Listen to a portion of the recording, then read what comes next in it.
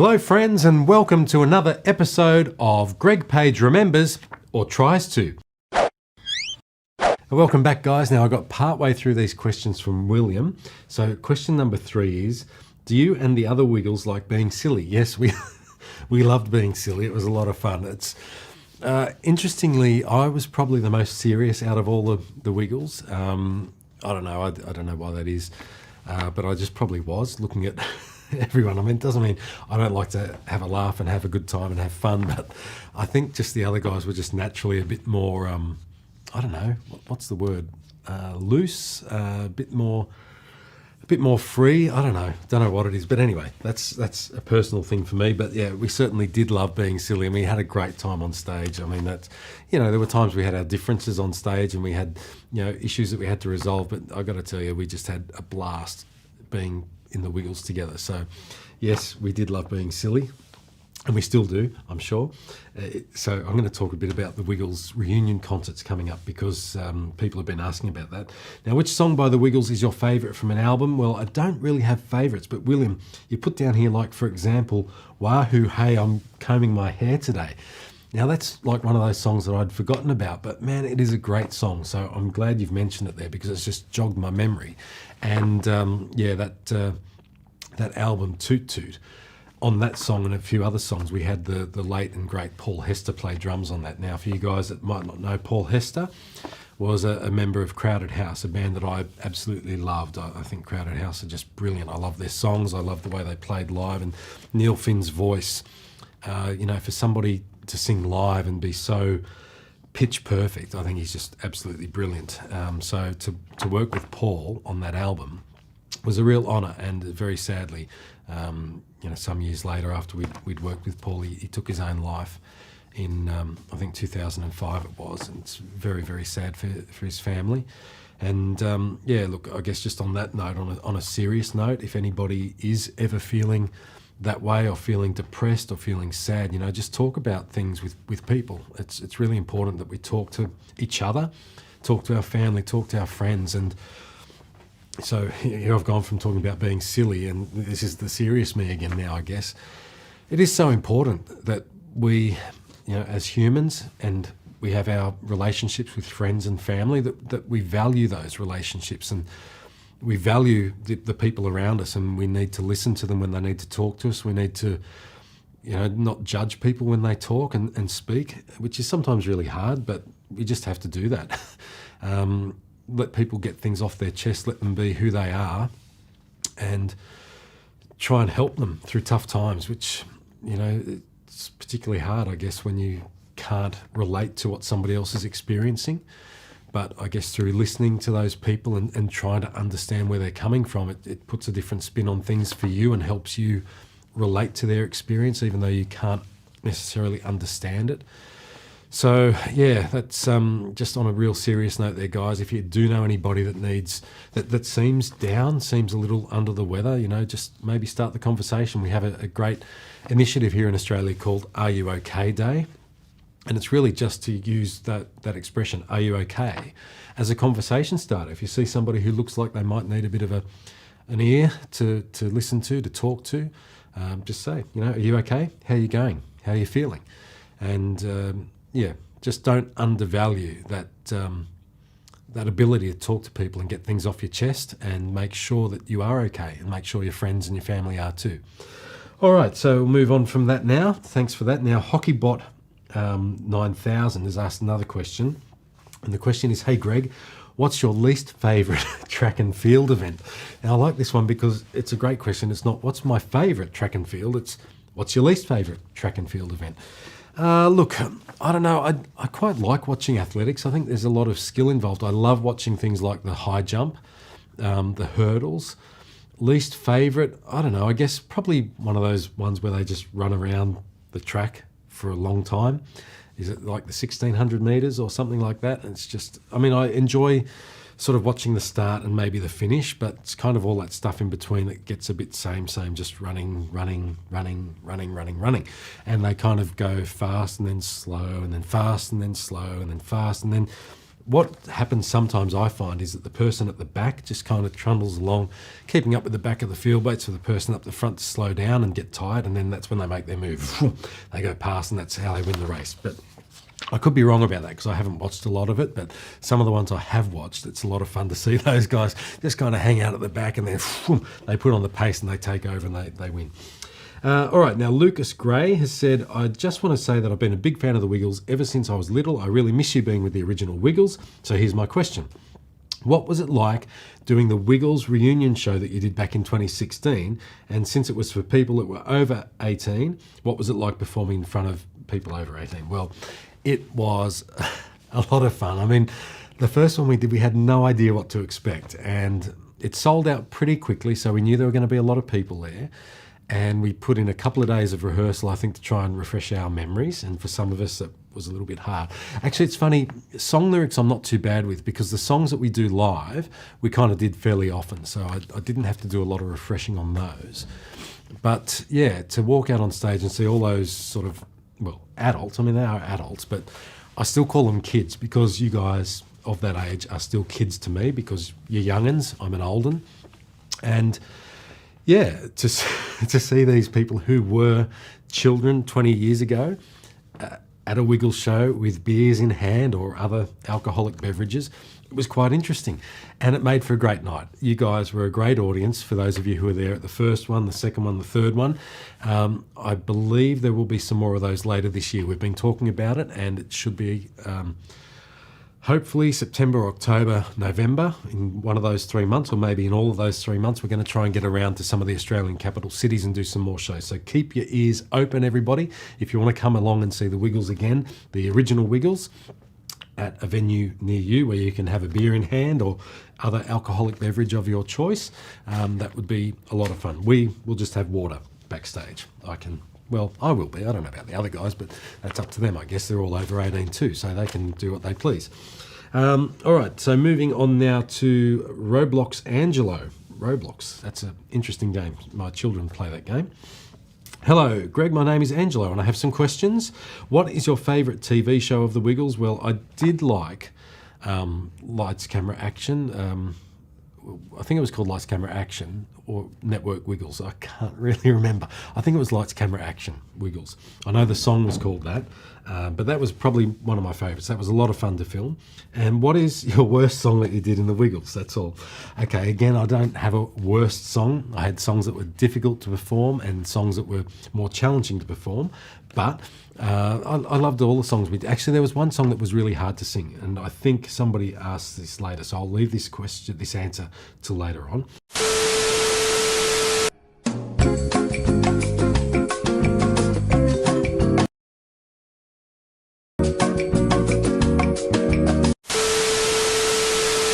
Now this one's from Marsha Newper. I think I've got that right, Marsha. Forgive me if I haven't. Now Marsha's from Livonia in Michigan. And now the question is, who was your favourite Wiggle friend when you were part of the Wiggles? Well, the Wiggles friends were Dorothy, Captain, Wags and Henry. And I did like them all. They were all lots of fun to be around. And they all had their own sort of unique, interesting character traits. And as I said earlier, Captain Feathersword was a lot of fun on stage. He was very unpredictable, very surprising sometimes. So he was always a lot of fun to be around on stage. So I'd say Captain Feathersword was probably my favourite. Now, the next question comes from Wiggles fan. What are your opinions on the Taiwanese Wiggles and Latin American Wiggles? Well, the Taiwanese Wiggles started, I'm guessing around about 2003, 2004, and the Latin American Wiggles started around about 2005, I would say. So by the time I left in 2006, I didn't know much about what they were doing or how they were doing. I think it was great. And I'll never forget the first time we went and saw the Taiwanese Wiggles. Now, if my memory serves me correctly, the Taiwanese Wiggles was originally put together by our friends at Disney back in the day. And they came out to Australia, they did some rehearsal, and they put on a little performance for us at a hotel somewhere in Chatswood here in Sydney. And we went over there and we watched them, and to see our songs being performed in another language with these other people doing our roles. It was so incredible. And I remember we just stood up at the end of it and we gave them a standing ovation because they did a great job. They really did. And I mean, to see something that we had created here in Australia and we never really had, massive plans for. We never dreamed of it, being sort of so-called franchised into other areas of the world or translated into other languages. So to see that, it really just blew us away, and we were just like, wow, this is really cool. It was funny, but not in a way where we were laughing at them. It was just funny. It was surreal. It was bizarre. But we had a lot of those moments in the Wiggles because you've got to remember, we did not set out to achieve what we achieved. So, I look back on these things and I think, my goodness, we started like in 91 and, we just had no idea what lay ahead of us, and it was just so incredible. So, honestly, thank you all for being a part of what made the Wiggles successful. We loved what we did, and I'm sure the guys still do now. And I obviously still love doing stuff for kids because they're such a great audience.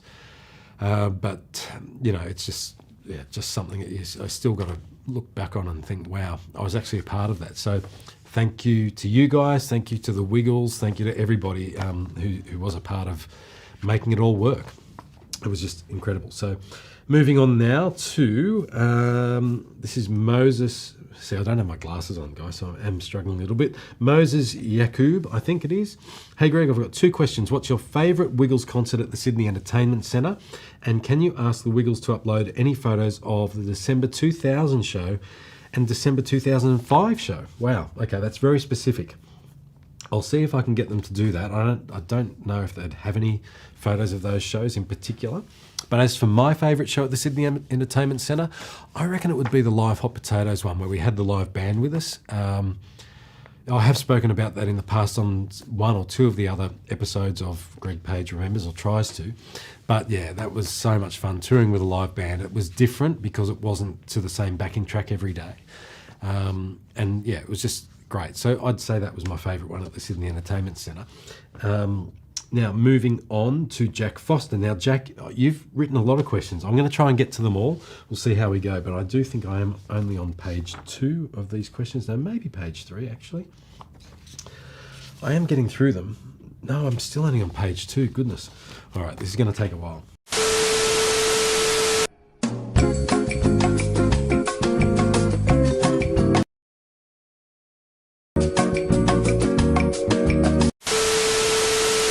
Sorry about this. Okay, so Jack, from Here Comes the Big Red Car, 2006, you and the Wiggles were driving the Big Red Car at Sydney. Yep, we were. And basically you're asking, did anybody recognise the Wiggles in the Big Red Car as we were driving along the streets? So here's the thing. We were in the Big Red Car on the back of a trailer, on a trailer, being towed by a truck. And so it was quite a sight to behold because we had the Wiggles in the Big Red Car, which was strapped down to the trailer, and we had a camera operator and maybe a lighting person also sort of safety harnessed onto the trailer. And yeah, so if you saw this driving down the road, here's the Wiggles sitting in the Big Red Car, and you'll see us waving to people, and there would have been people tooting their horns or honking their horns at us. So yeah, it was funny, but the funny thing was, because I was lip syncing at the time, I couldn't really talk to the guys about what was going on, but they were all kind of talking, trying not to move their lips and that. So it was kind of fun. Driving down one of the freeways here, some of the back roads around the area. Yeah, it was a lot of fun. So good question there, Jack. Now, question number 2, do you remember the lyrics to the Wags the Dog song from 1995? Oh me, oh my, he barks all day and night. Do I remember it? Here comes Wags, my dog Wags. He eats so much that his tummy drags or sags, I can't remember. Oh me, oh my, he barks all day and night. He runs around and digs the ground. He plays with bones and he makes this sound. Oh me, oh my, he barks all day and night. I love Wags so much and I pat his head. But all night long I hear him bark while I'm lying in my bed. I can't sleep, I want to sleep. He'll stop barking if I give him something to eat. Oh me, oh my, he barks all day and night. Then there's the instrumental break, and then it's back into, I think, I love Wags so much and I pat his head. All night long, I hear him bark while I'm lying in my bed. And then I think it's back to the first verse. Here comes Wags, my dog Wags. He eats so much that his tummy sags? I don't know. It's something that rhymes with Wags, obviously, drags or sags. Oh me, oh my, he barks all day and night. Wow, okay, so that song, it's funny, right? So I'll remember a lot of lyrics, but I'll forget little ones like that drags or sags. I don't know why that is. Tell me, it's going to bug me now. Oh, gosh. He's so much. The funny thing is, when we first created the Wags character, it was a two-person character, if you know what I mean, without spoiling any of the magic for people. And it was this long version of Wags. It was like a lounge, a couch. We used to call him the couch.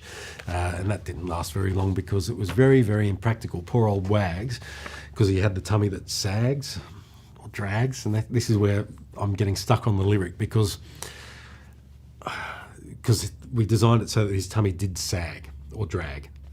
I can't remember which one it was, but obviously that's where the song lyric came from, and the long version of Wags with the tummy that kind of went like that. Anyway, that's kind of beside the point. But anyway, Jack, I hope that answers your question. Can I sing the song? Can I remember the lyrics? Well, I can remember like nearly all of them, I think, unless there's another verse I've missed out on. All right, moving on. We've got Brittany Wanger? I'm not sure. Brittany, I'm sorry about that. Anyway, I loved watching the Wiggles when I was 5 from New Zealand. Hey, I just wanted to say I've always loved every song you sing on the Wiggles. My favourite was Toot Toot Chugga Chugga Big Red Car. Yeah, I like that one too. And Can You Point Your Fingers and Do the Twist? I've been seeing those lately. Okay, so I've got some questions. All right. What was your favourite personal song you liked to sing during your time on the show? Many favourites. Okay, so I liked Monkey Dance, Can You Point Your Fingers and Do the Twist, Hot Potato, Rockabye Ya Bear, all those really sort of interactive songs, the sort of action-based songs. I love those. They were a lot of fun. And I did like the challenging songs like Monkey Dance, when you do them live, things where you got to jump and sing at the same time. It was always a challenge, and I'd look forward to that. So that's one answer there. Now, the next question, what's your favourite place you like to go to during your Wiggles journey? Wow. New York was always a lot of fun to hang out in. I liked LA as well. New Orleans, San Antonio was a pretty town to visit. Yeah, we went to a lot of places. We were very, very lucky. We got to see a lot of different things. Where else did I like? Gosh, there's so many places and towns I've been to, I can't really think. But those 5, or however many I just rattled off then, they're the ones that come to mind. So they're probably my favourites, I must say. Now, why did you leave the show for the next generations of Wiggles? Okay, so there's been a few people ask this question. So in 2006, I was unwell. I got sick and I had to leave. I couldn't go on doing the Wiggles shows because I didn't know what was wrong with me at the time. So that's when I left. I totally left the group. I was not going to be in it ever again, as far as I was aware.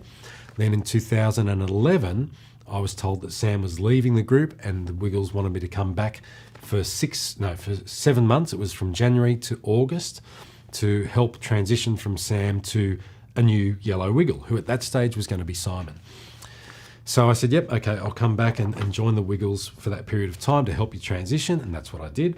But in that time, Murray and Jeff decided that they didn't want to go on being in the Wiggles anymore, like in terms of performing with the Wiggles. So they decided they'd retire at the end of 2012.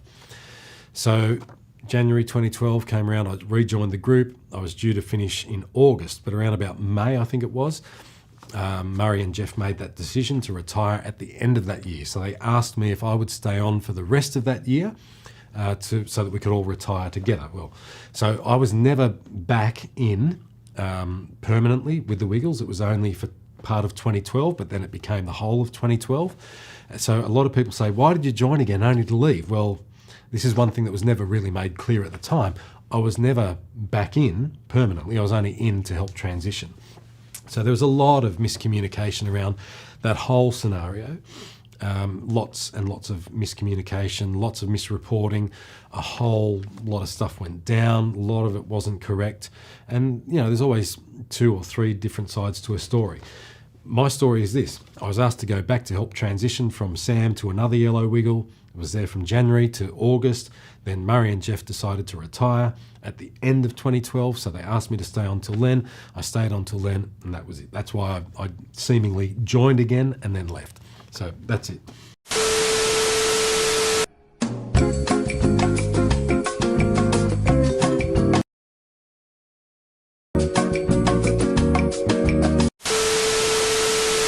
Okay, welcome back everybody. Now moving on to questions from, I think it's Bluewin3UV. I hope I've read that correctly. It's Sam anyway.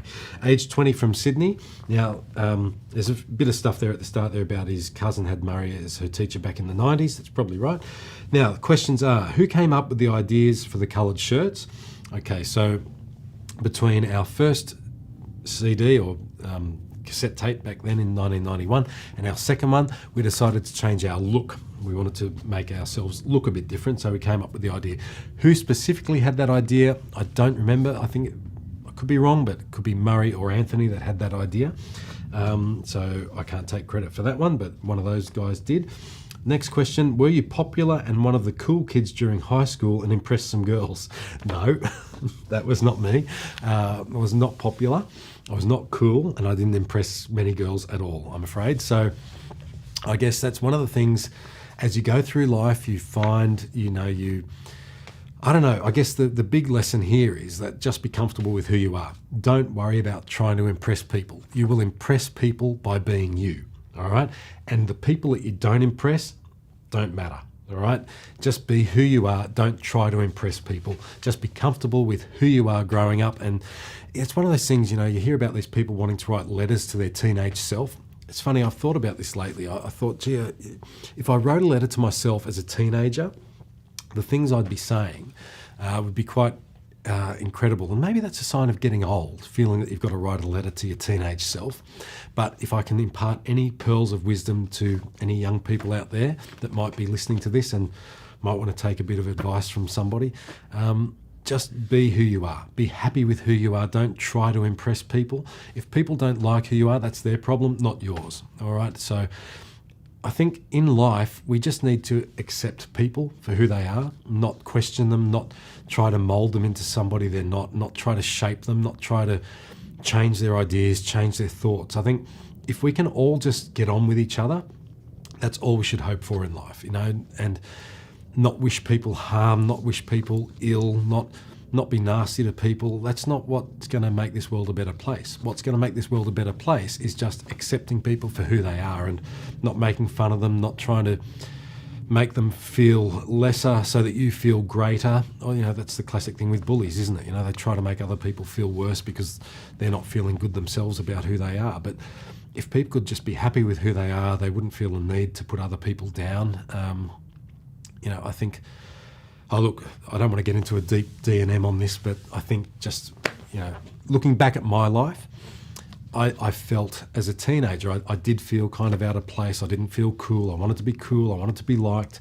But now, as an old guy, you look back and you think, what does it matter? It doesn't matter if people don't like you.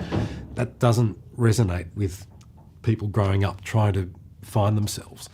But just try to be happy with who you are. Don't change who you are.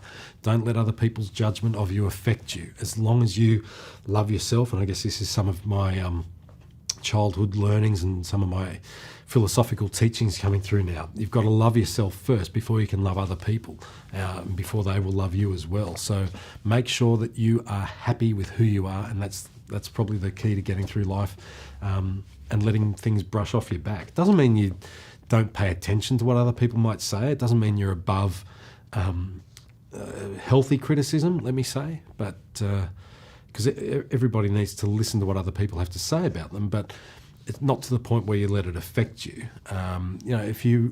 If something somebody says to you resonates with you and you think, yeah, okay, they're probably right about that, then yeah, sure, change. But don't change because people make fun of you for who you are and the way that you think about things. I think if people are doing that, then it's more a problem with them than it is with you. Anyway, We'll get out of the D&M mode now. Tell us more about the story of Philip Wiltshire and what colour shirt he would have worn if he stayed. Well, I don't know what colour shirt he would have worn if he stayed. I think he had the polka dot shirt on the first CD. But anyway, look, there's not much to the story about Philip Wiltshire, to be honest. He didn't feel comfortable performing with the Wiggles, so he left before the first CD even came out. So, yeah, I haven't spoken to Philip for crikey. It'd be, well, 26 years or so, I guess. He did do the first video of Get Ready to Wiggle with the Wiggles, and then he did, I think it was Dorothy the Dinosaur. And yeah, so that was before we changed the shirt. So I don't know what colour he would have worn if he had have continued on. Next question. Why was Hoot the Owl scrapped? Well, you've got me on that one, because I don't know Hoot the Owl. So this could be something that I've either missed or I'm not remembering. So I can't help you with that one. I'm sorry there, Sam. Maybe if you post a comment giving me a bit more information about Hoot the Owl, I might jog my memory on that. All right, moving on to Kyle Lindsay 100, I think it is. Yeah, Kyle Lindsay 100. In 2000, what is it like touring with Barney, BJ and Baby Bop? Yeah, Barney's Musical Castle. Barney's Musical Castle was an amazing experience for the Wiggles because it kind of really gave the Wiggles their big break into the US. We did... we were the intermission act for Barney's Musical Castle, and we had a lot of fun. I mean, it was an interesting tour because we were doing in-store appearances during the daytime, and then we'd go and do the intermission at the Barney shows.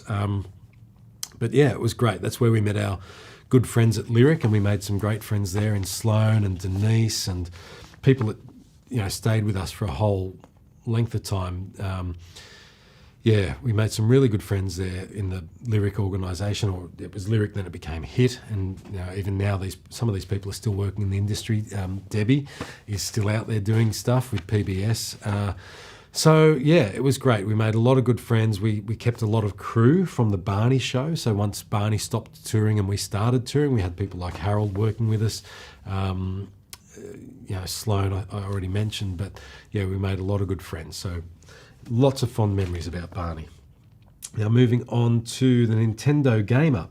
Have you seen the Wiggles Duets DVD? Well, I'm not sure.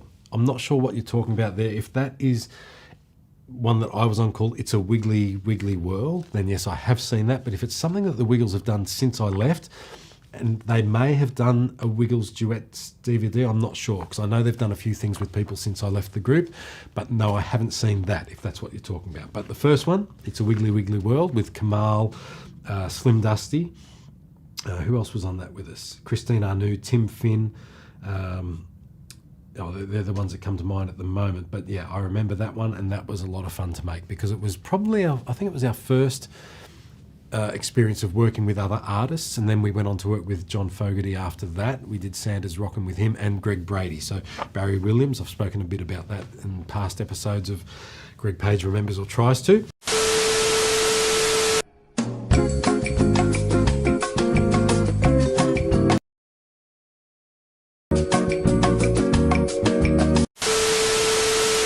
Now, unfortunately, that's all the time I've got today for answering questions.